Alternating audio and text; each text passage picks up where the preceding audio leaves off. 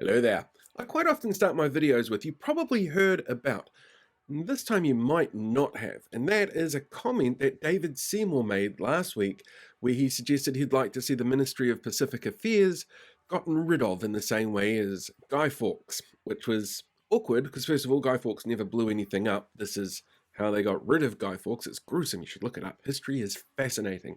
But it's also really fascinating that the media coverage on this has been really quite minimal. In fact, these here are the front pages of 4 major news outlets in the country, and there's literally one mention of David Seymour's comments, and it's not even that David said something stupid, it's that Carmel has turned around and said that he shouldn't have said something that he said, which is kind of a strange way to pitch this video. And it's not like anything that David said would lead to people causing issues.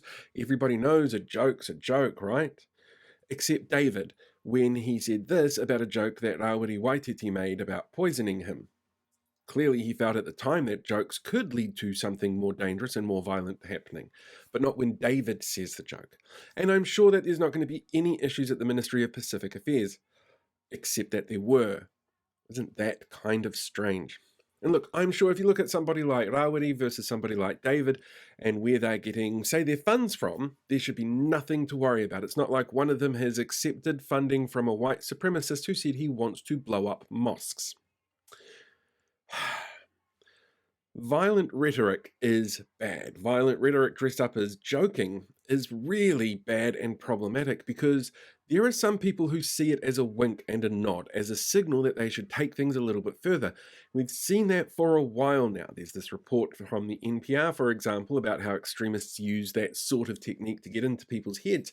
And we only need to look back at January 6, 2021 in the United States to see exactly how far some people would be willing to take those nods and winks that they're interpreting from a politician to go too far. And when you've got an organization like ACT who take money from organizations like gun lobby groups, well, that's a bit of a concern. That messaging needs to be really on point. And here's the thing, David knows his messaging is on point. That's why you get stories like this all the time.